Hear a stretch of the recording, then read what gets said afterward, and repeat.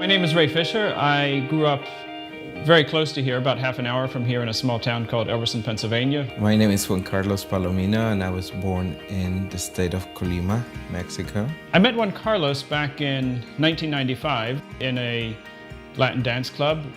We passed each other and said hello and just started to talk as spontaneously as that, and talked and talked and talked. We stayed in touch and it quickly developed into a relationship. He moved up to New York about a year and a half later. And we've been together since. My status, it was a pending status. We were told that I was okay to stay in the US. The only thing is that I could not travel outside of the US while the process was pending.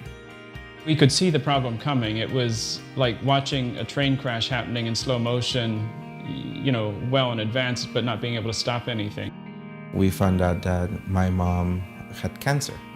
Before dying, she went back to Mexico to live her last days. At the moment of her death, he, of course, couldn't hold himself back from returning, and we knew that if he went to the funeral, he was not coming back. I mean, it was hard to let him do that, but of course, there was no choice. I mean, there was just absolutely no choice. That was the first time that Ray and I had separated. We were separated for about 4 months. He did receive an E2 business visa to open up a stationery store in Brooklyn. We did that for about a decade, and that worked quite well. But it was always a conditional visa.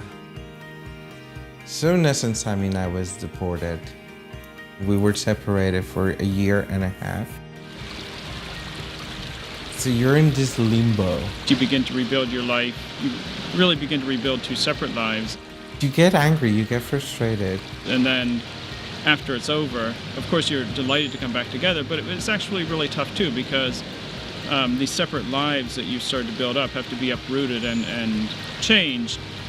It puts a real strain on a relationship. I think if we didn't have such a strong relationship, it might have been even tougher. We may not have survived those periods.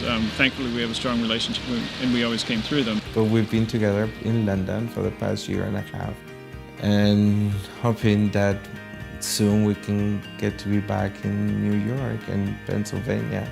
I feel hopeful intellectually. In my gut, I will believe good news when I see it in front of me on a piece of paper. It's over when Juan Carlos has a permanent green card without conditions attached to it. How about you? Yeah.